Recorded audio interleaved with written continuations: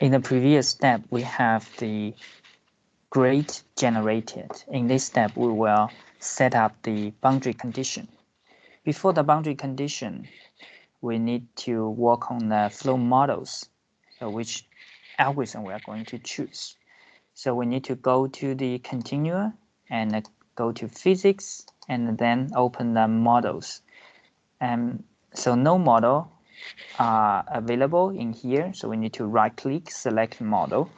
And since we're doing steady, so we choose steady, and we want to simulate gas, and we can do the segregated flow.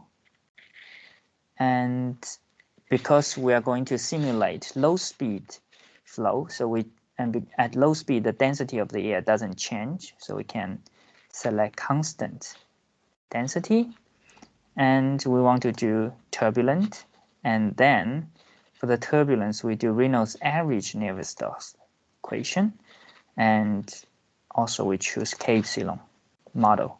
Okay, so we just select these models, and then we close. So now we can have everything in here. Okay, and later on we will select and choose the initial conditions.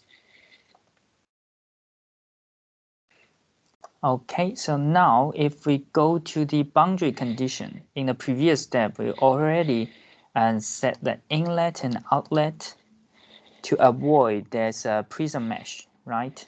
So the inlet is velocity inlet. We want to change the value, so the velocity speed.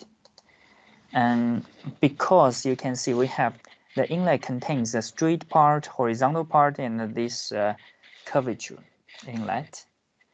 And we can, because there is a boundary, the velocity direction problem, flow direction, you can see it's boundary normal. It's boundary normal, so the velocity goes perpendicular to this surface. It's vertical then.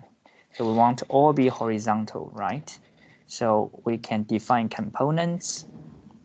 Then the direction. So x is 1. That's correct. So it's all horizontal flow. And the velocity magnitude, I want it to be, let's say, 10 meters per second, low speed test.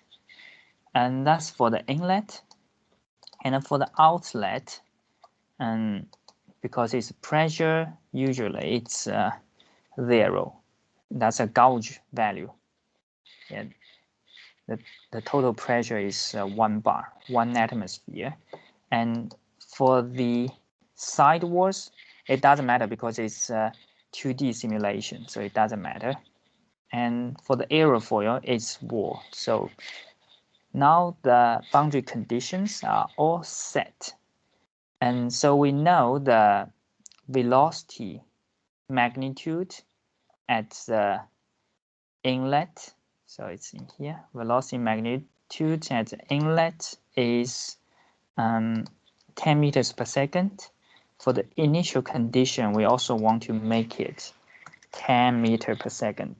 Okay, so that's what we have for the simulation algorithm and also the boundary conditions.